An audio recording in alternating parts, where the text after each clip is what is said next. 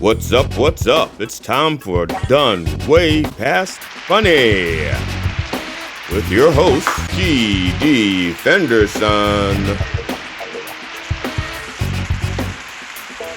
Join us as we take a look back at the early works of seasoned comedians before they were seasoned with this week's guest, Tony Walker.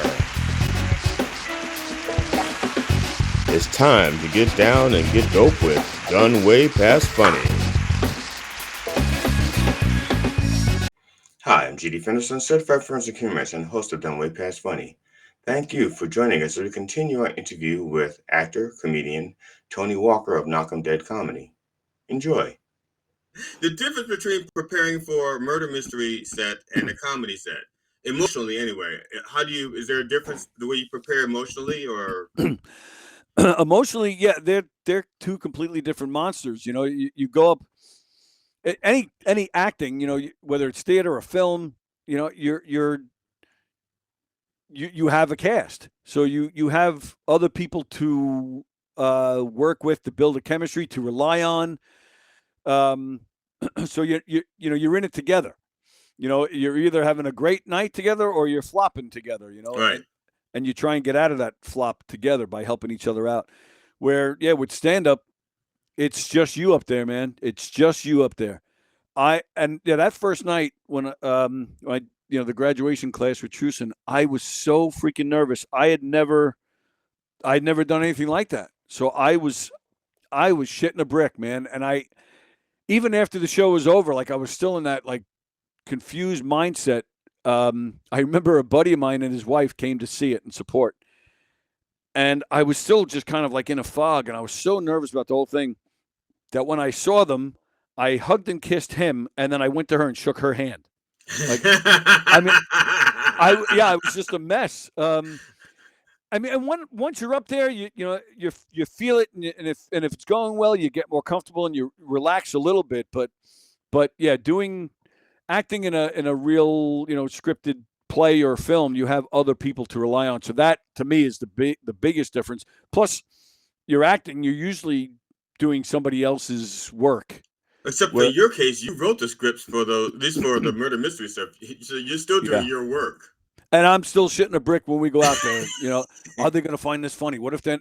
And if the people aren't laughing, then I'm the one that's responsible basically, and I can get on myself, and I'm constantly doing mental notes. I'm still having fun, but sometimes if I'm doing a play with somebody else and it's somebody else's film, you do feel like a little relief, like I can just act and just do the best I can as an actor, and whatever problems there are is somebody else's problem. Or if a line isn't working, not my problem.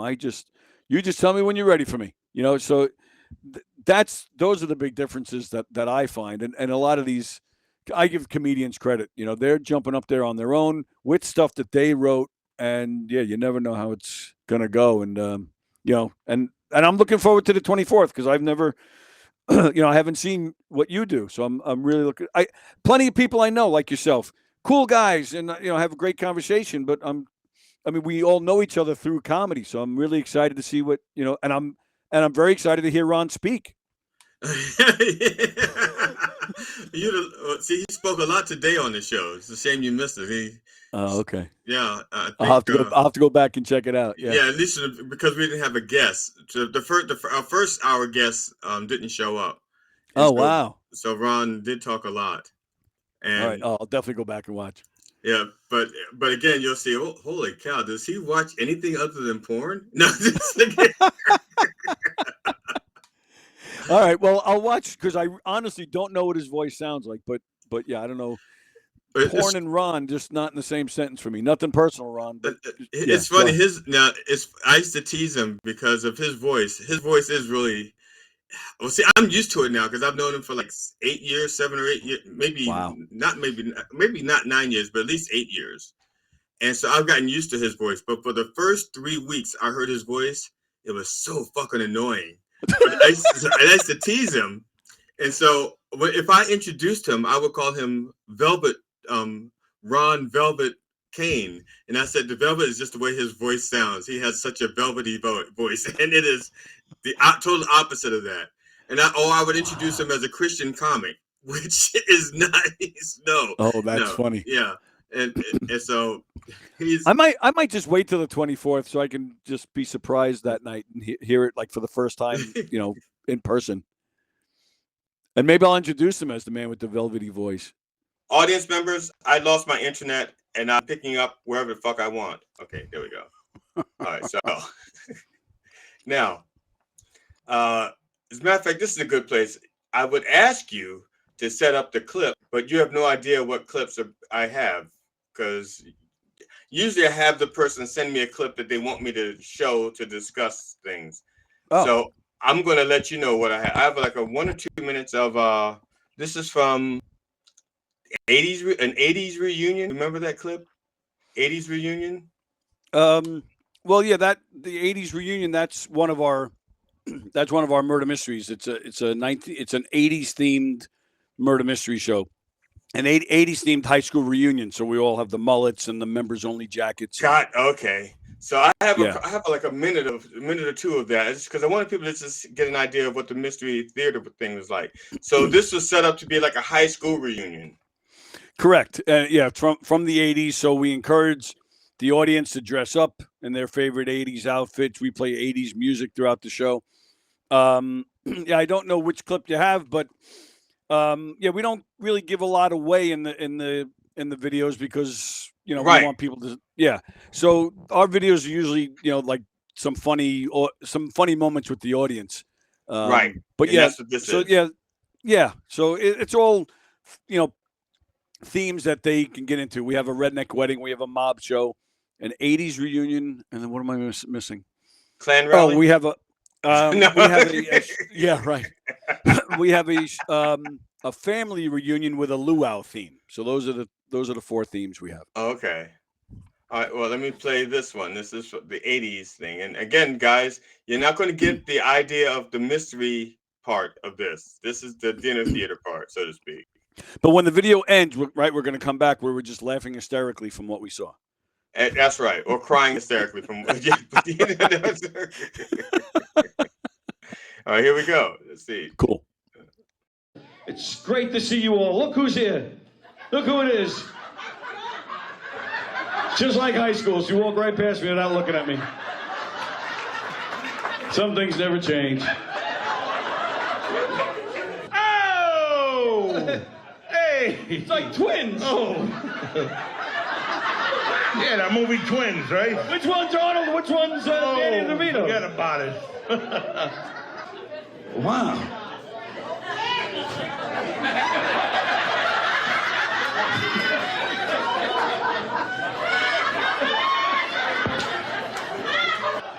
What's that? Your baby cousin? All right.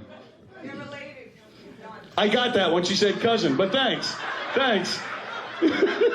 I appreciate you looking out for me. Arnold! What?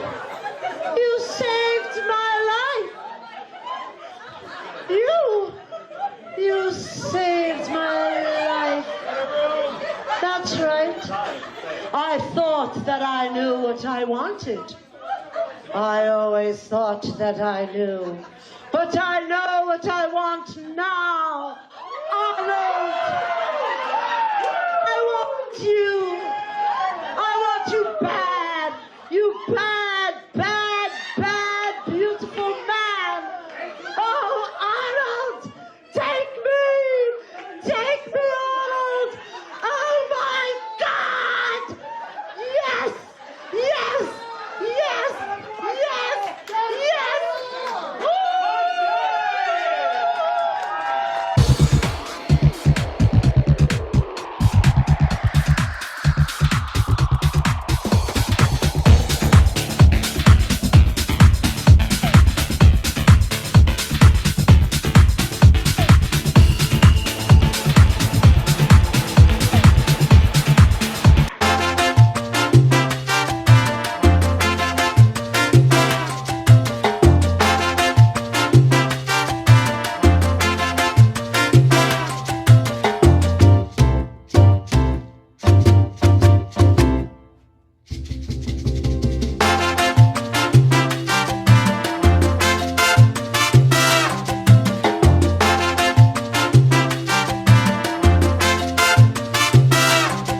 Yeah, so you saw the audience, how they all dressed up and stuff. They were all into it. So yeah, that was a fun night. That was I think 7 or 8 years ago, that particular clip. Yeah.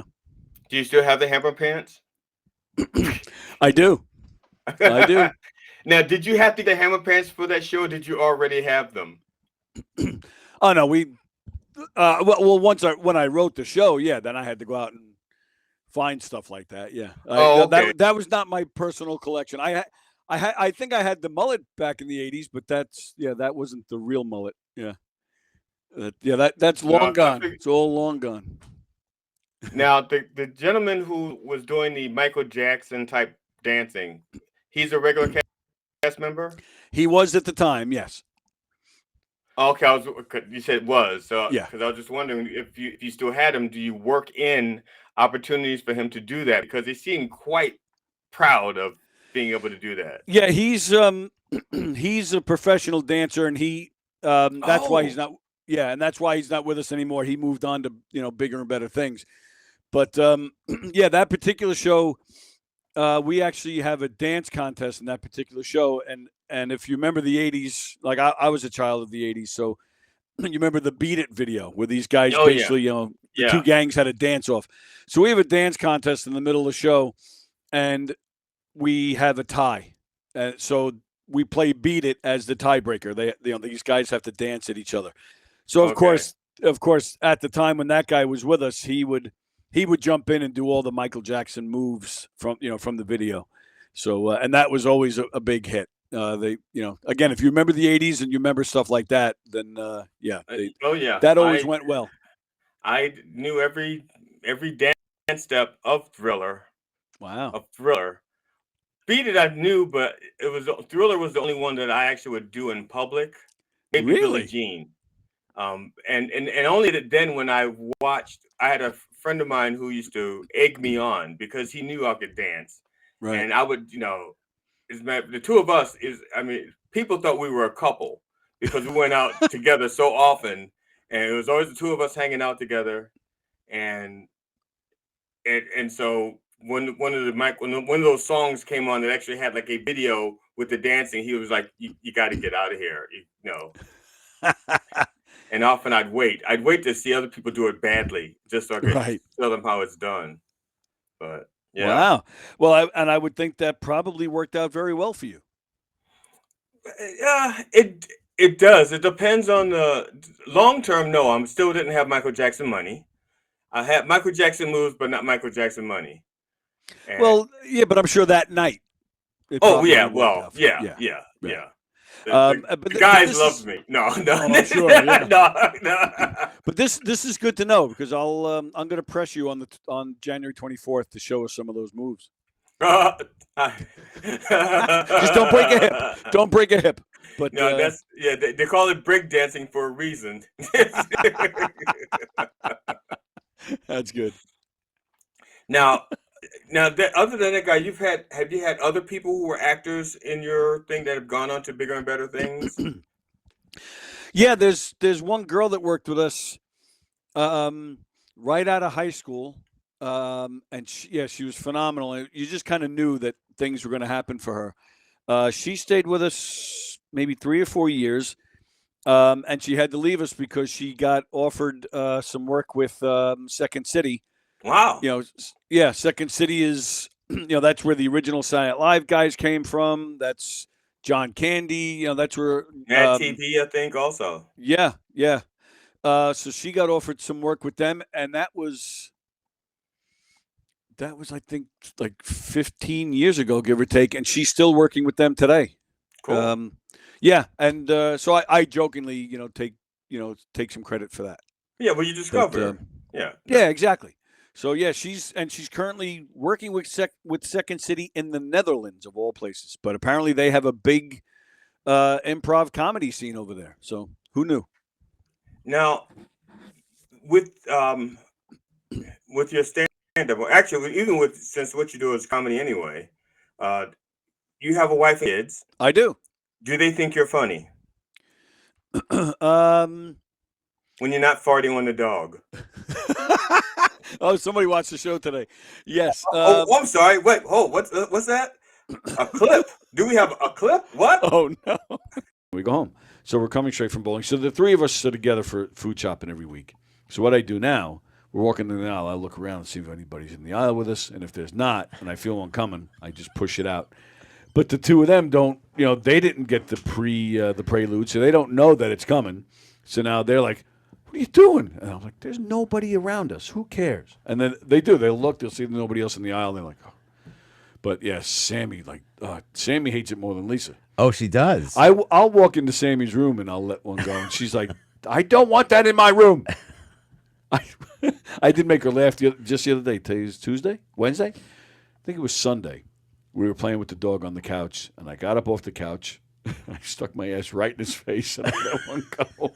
And Sammy was cracking up, and the dog just kind of, I'm impressed. That was just today, and you already have it. That's true professionalism right there for you. Yeah, farting in dogs' faces. That's what you get when you watch my show. But other than when you're not doing that, do your wife and kids think you're funny? Well, I actually met my wife doing dinner theater shows. That's how we met. She was with a company, and I came in. I auditioned and got the role with them, and she was already there. But I guess the direct answer to your question would be no. So who do they think is funny then? Pretty much everybody but me. We have a lot of laughs in our house. There's been several moments where I've seen my son in action with something, and I'm like, oh yeah, I'm to blame for that.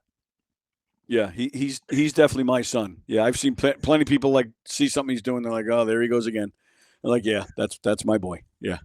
Now, before you started doing comedy, yeah, did you have like one conceived notion of what comedy was as opposed to the way it is now? How has it changed?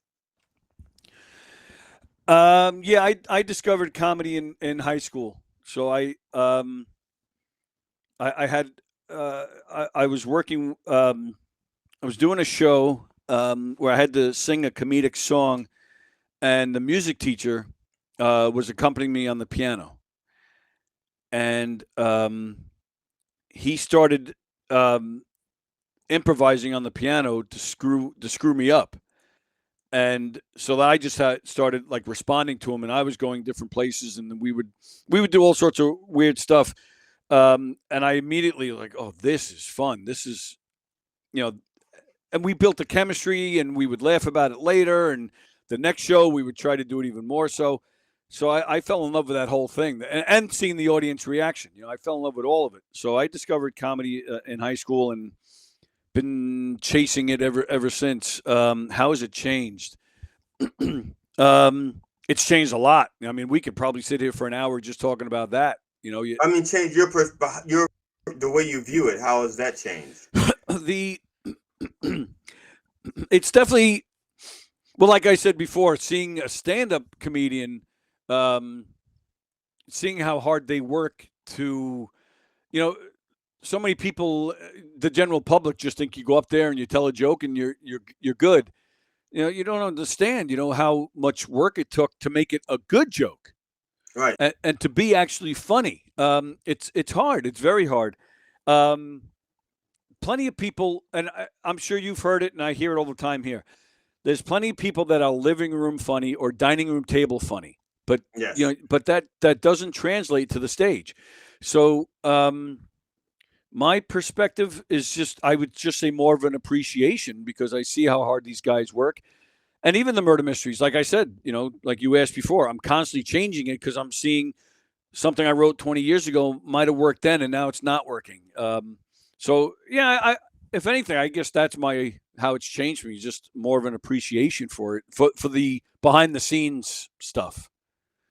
I know that when I look at, I blame really good comedians for the influx of really bad comedians, because because the ones that are really good make comedy look so easy that almost anybody thinks they can do it. And with the advent of TikTok, when people only have to be funny for like 30 seconds, yes, as opposed to being funny for, let's say, 30 minutes, yeah, big difference.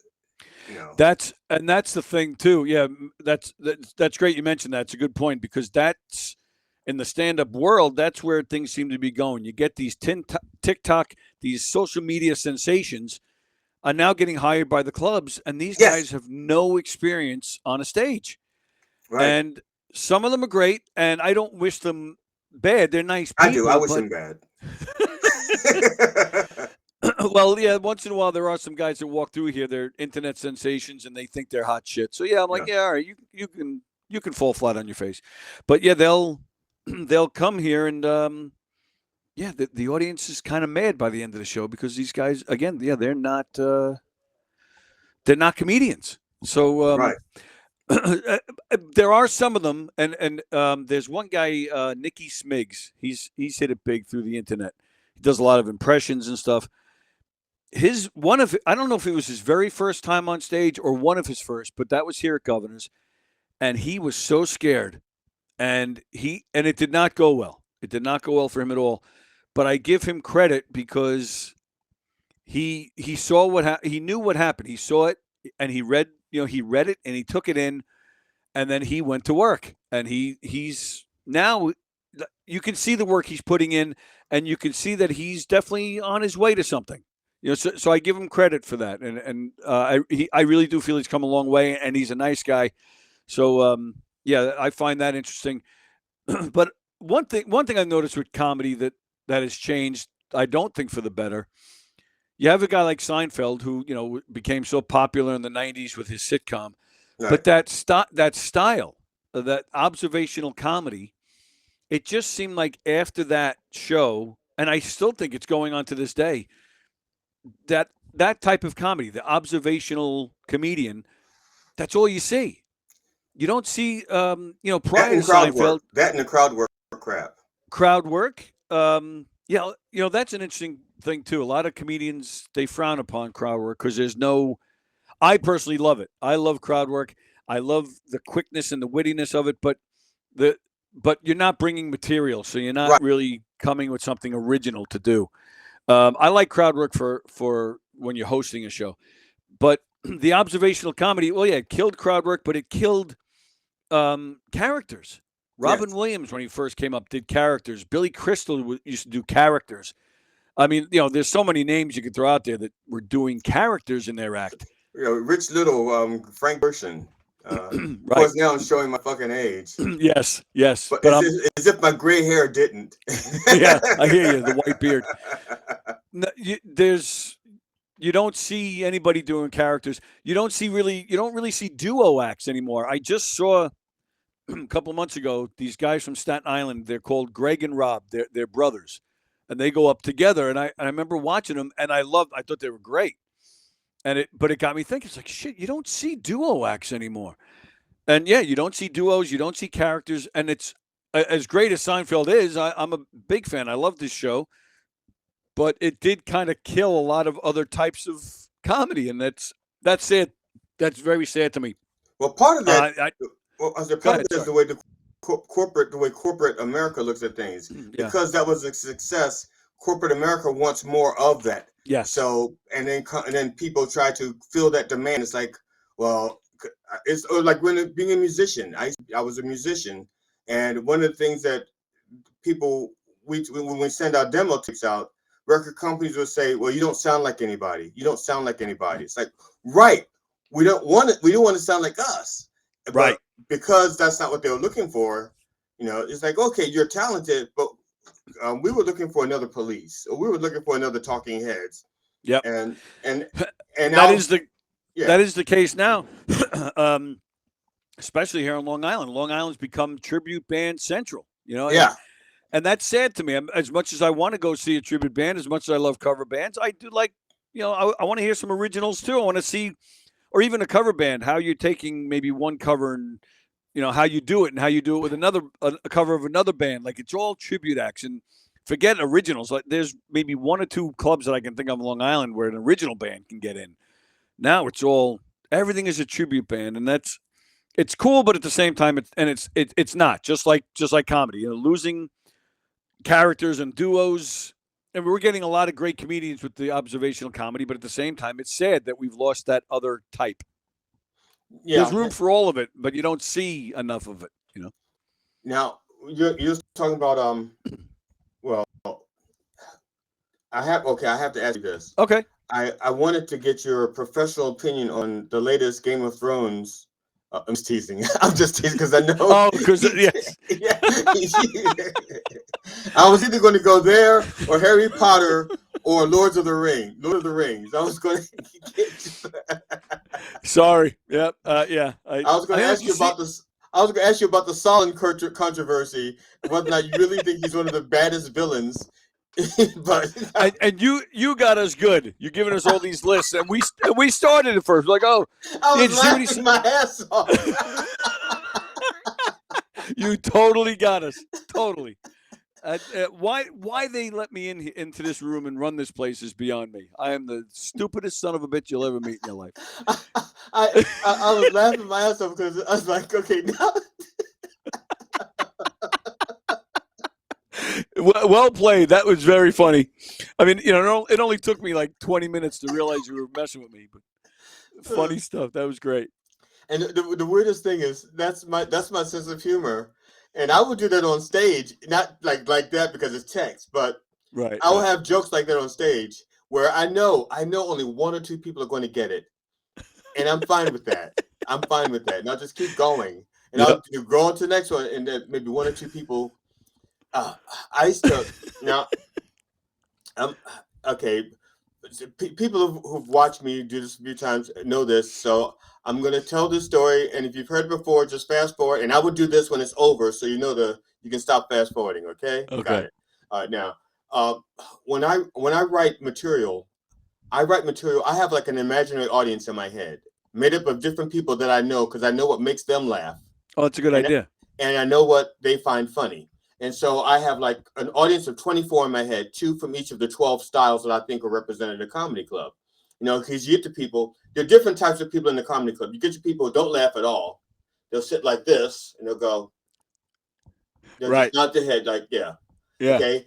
So I have 2 of them in my head. I have like 2 people like my cousin who laugh so fucking loud that their laughter is contagious, you know, and they laugh and they love. And I have people who like the dad jokes and, you know, I don't like calling them dad jokes. People started calling them dad jokes. Yeah, right. Corny stuff, you know. Yes. I like people like the dirty stuff. And so I have all of that in there. And when I write a set, you know, when I write my sets, I want to get them all laughing. I want them all to enjoy the show. And so that's how I write. I write for that audience in my head. Yeah. Now, so I have a cousin who really smart. Well, he's dead now. He's not as smart as he used to be. But he couldn't look. I'm sorry, he couldn't outsmart death, so he's not that smart.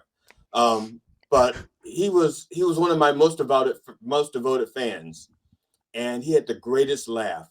And so sometimes I would write stuff just so I could hear him laugh, even if I knew nobody else was going to laugh at it. Right. I could just to hear his laughter, it would just make me feel so good. You know. That's cool. Now, is there anybody out there whose laughter you love so much that or somebody who's so hard to make laugh, when you make them laugh, you know you've gotten gold?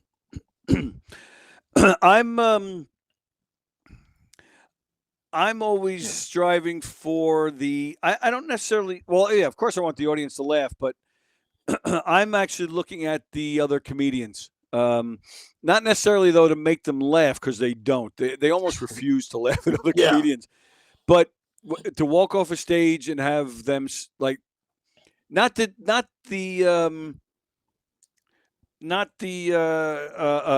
polite, you know, nice job or yeah. But to see them really mean it when they say, "Oh, that was great out there," or you know, "Oh, you killed it," you know, stuff like that. That's what I'm always.